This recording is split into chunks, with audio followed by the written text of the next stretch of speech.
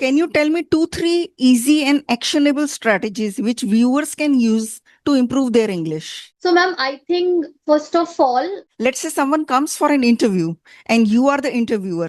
If that person is able to maintain the eye contact and the body language is also amazing and he is speaking confidently, but he made a few mistakes.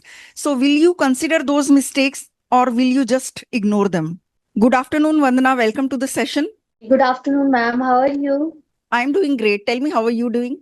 Yeah, it's great. And I really want to say thanks to you to giving me this opportunity to be here and to share my own journey. Thank you for joining. So, first of all, let's start with the introduction. I would like to know a little bit about you. Yeah, sure. Okay, so my name is Vandana Chaturvedi and I originally belong to Uttar Pradesh. Currently, I'm staying in Delhi. I have approximate 5 years of experience as a soft skill trainer. Apart from it, being a soft skill trainer, training the people every day, I thought to try something new. And that's where I come up with the idea to start my own YouTube channel. So, my channel name is Speak to Spark, and it's just been 20 to 25 days when I've started it. And I have uploaded a few videos so far, but I'm really enjoying this journey and I'm really excited, to know what coming forward.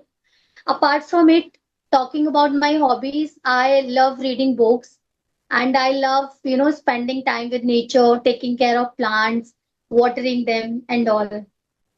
So that is all about me. Amazing to know. So, you are an experienced corporate trainer.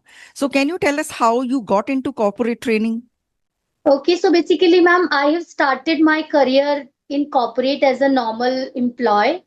But after 1 year of working, the organization had 4 to 5 opportunities for the employees to get promoted.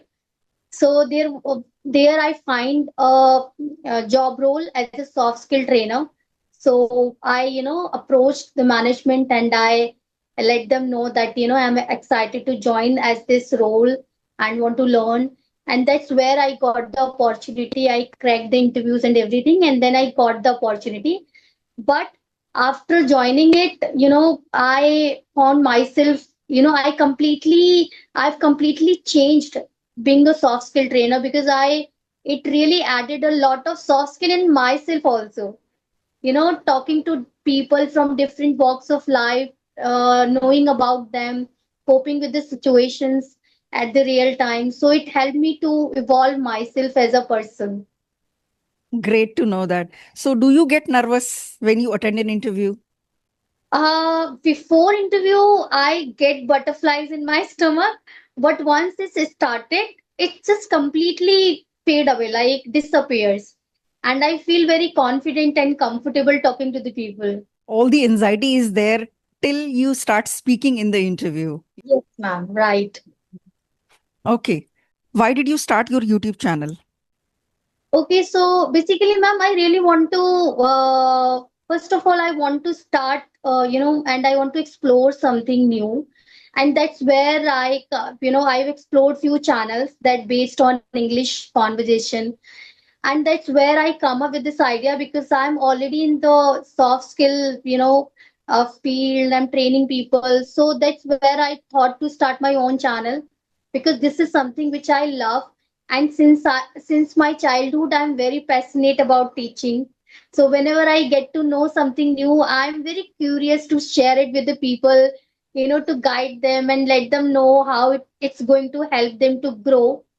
So I found like this is something that where I can grow myself and I can help people to grow in their career. So that's why I joined it, and obviously I'm very sure that it's going to contribute, yeah, to others' life as well. The kind of content that I'm creating, uh, like I'm also having the conversation sessions with many YouTubers. I also create solo videos based on English grammar, vocabulary, idioms, and all. So that's how I felt it to start. Okay, tell me what's one English mistake that most corporate professionals make? Okay. English mistake. Okay, so currently, I am having a idea like I have seen a lot of people when they try to express something in past tense, and when they use this did verb, then they always use, like most of the people use second form of verb. So Okay. they get quite, confused in it. So that is the most of the people making mistake, I think. So with did, we need to use only the first form of the word, not the second form. Okay. So, how is corporate communication different from everyday Yeah. English? What difference do you feel? Okay. Everyday English and corporate English, right? Right. I think there is not much difference in it, because if you are communicating with, it depends on the circle where you are in. If you are in a corporate field at your workplace, you need to be very, relevant. Whenever you are speaking with somebody, you are expressing your thoughts, or you're trying to put your opinion in front of somebody, you have to be very, selective. Your thought should be very relevant. The way you are expressing it should be very concise and clear. But talking about everyday life, if you're with your friends, if you're with your family member, you can talk about anything, and you can make mistakes. But I think in corporate field there is, less opportunity to make errors, because obviously you can make, they're also the human beings, they will understand, but that's not the right place to make mistake, as per my opinion. What do you say, like what's your opinion on it? Yeah, I also think that at work, if you make mistakes, that can cost you your job. If you make mistakes anywhere else, then it Right. is just an embarrassment, nothing else. But in office, if you do that, it can cost you your job. You might be replaced and you might not get the next promotion. So Exactly. it can hamper your career growth. Yeah, right. Because there are people, management team, they are noticing you, obviously. Maybe they will not come to you directly and tell you the mistake, but this is something that are, coming to their notice. So that's not the right place. But obviously at home, like, and the kind of sessions that we are, conducting, this is the right place where people can make mistake, they can learn, they can grow. Okay. So So can yes. you tell me two, three easy and actionable strategies which viewers can use to improve their English? Okay.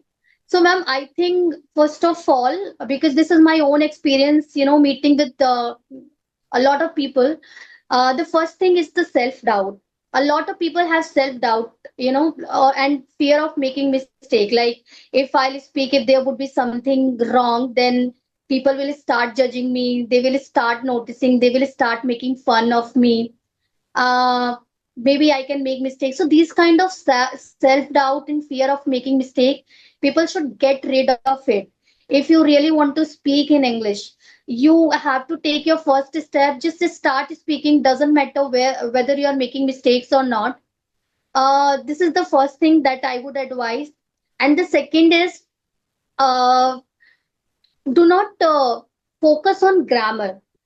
So most of the people, when they try to express something in English, they are very much focused on grammar, on verb and everything. So I think instead of focusing on it, you just focus on what you are saying, not the grammar part, because it will keep mind, like if you will focus on grammar and speaking both, then you'll get confused and you will be never fluent, right? So this is the second thing that I want to advise to the people who really want to be fluent in English language. Just focus, start speaking, don't care about the grammar. Obviously, you should have a basic knowledge of grammar, like past, present, and future, but then just start speaking. Slowly and gradually, you will start differentiating it. And Okay. the third is, like if a person is beginner and they are hesitated speaking in public and with the people outside there, then I think they should start training their brain to think directly in English. because people always think in their mother tongue language and then they translate it into English language, and that's where the fumbleness, the pauses arises, right?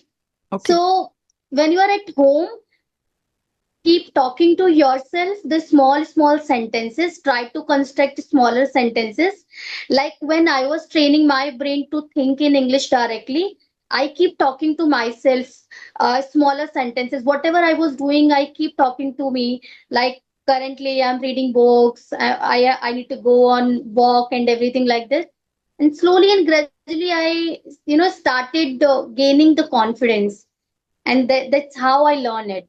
So this is the third important thing. Great, great.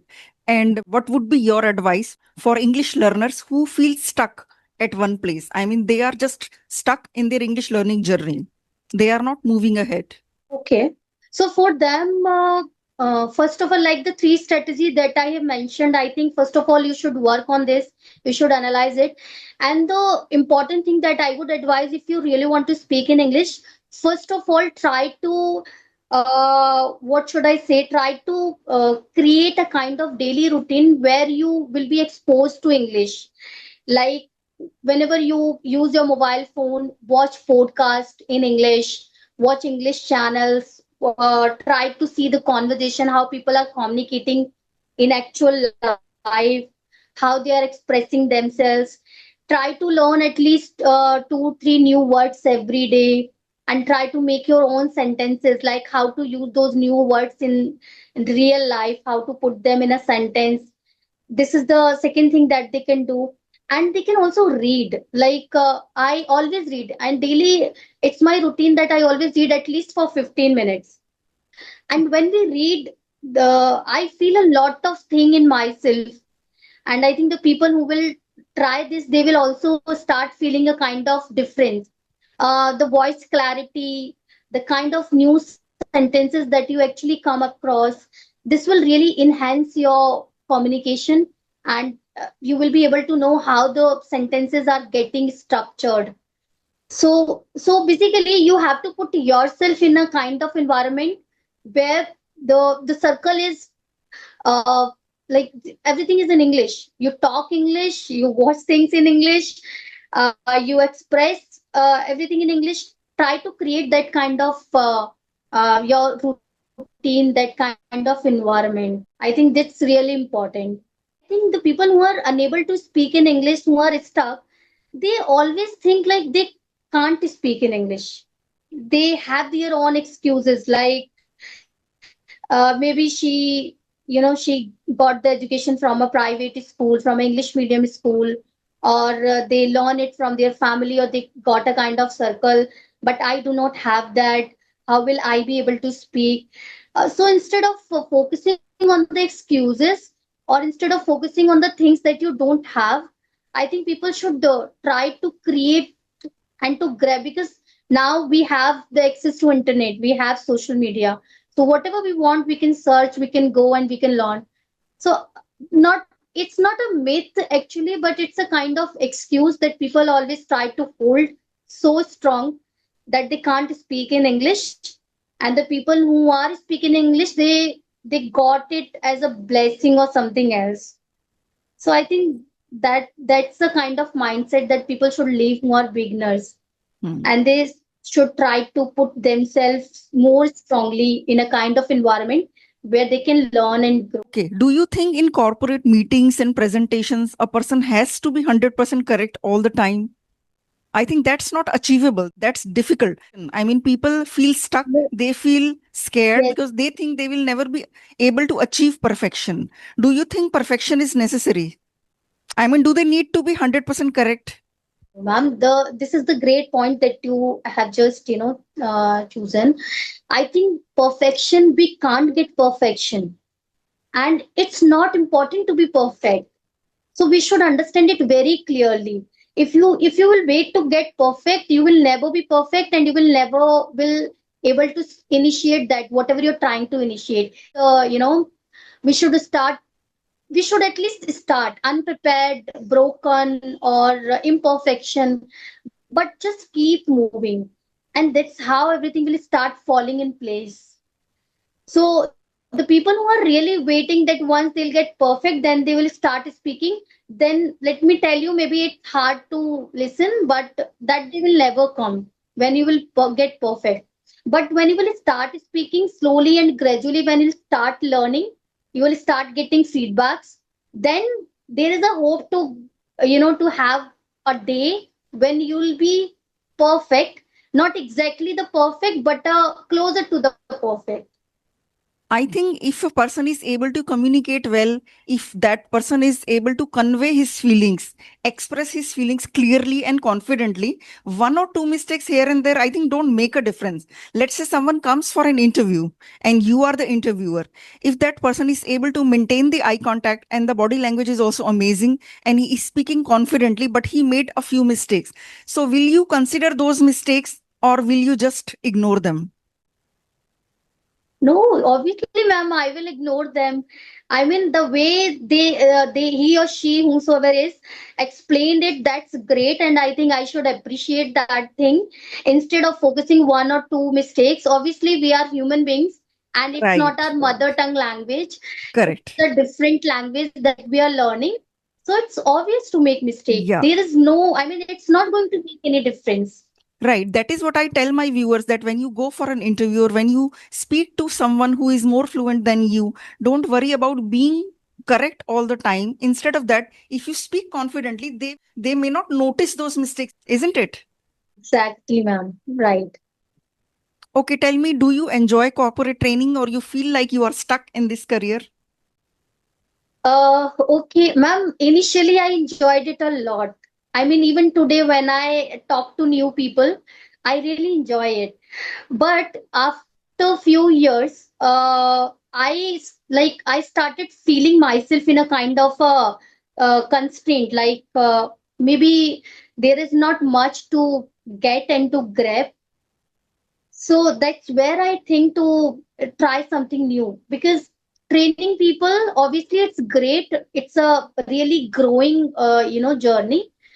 But I found myself and the work quite monotonous, where I found myself, doing it more for the sake of money than doing it for myself, my growth, and contribution to others. And that's thought really stayed with me, and that's where I started looking for other options, trying looking for and trying to identify my own niche, where I can go, what can I do better in my life, how can I contribute to the life of other people so that they'll be able to do something better, you know to offer something valuable to the other people. So that's where I started my own channel. Yeah, but obviously it's a great job, but I found it monotonous. That's where I thought to start it. Yes, yes. Sometimes we reach a point of saturation. Then we think there is nothing more to learn and the same thing every single day, nothing fresh. So sometimes we feel stuck in an environment. It really happens. And when we do something for which we are excited every morning, we wake up with so much excitement that, yes, I'm going to do this. That is the kind of work we all want to do. But it's very difficult when we do something repetitively, we start feeling bored. That's true. Yeah, you got the point. Yes. Hmm. Okay, so I have been asking questions non-stop. So, do you have any questions for me? Okay, ma'am, I just want to know a little about you, like how you come into this profession, as a trainer. So what was the background? I am Meenu Puri. I am from Delhi. So, I was a software developer. I hold an MCA degree. So I did software development for a while. Then I left my job because my children were born. Later on, I wanted to do something with which I could take care of them. So I started my coaching center in which I used to teach normal school subjects like maths, SST, English, everything. But some parents noticed that, ma'am, you speak English so well. Why don't you teach spoken English also to our kids? Then I started giving spoken English classes to the kids, as well as I started giving spoken English classes to housewives. So there were so many homemakers who came to my coaching center for English lessons. Then I just, I was very happy with my journey. I was very happy with the coaching center. Then COVID happened. Then, everything stopped working. My students stopped coming. Then I thought of starting a YouTube channel because I had been teaching spoken English for a while. There was nothing for me to do.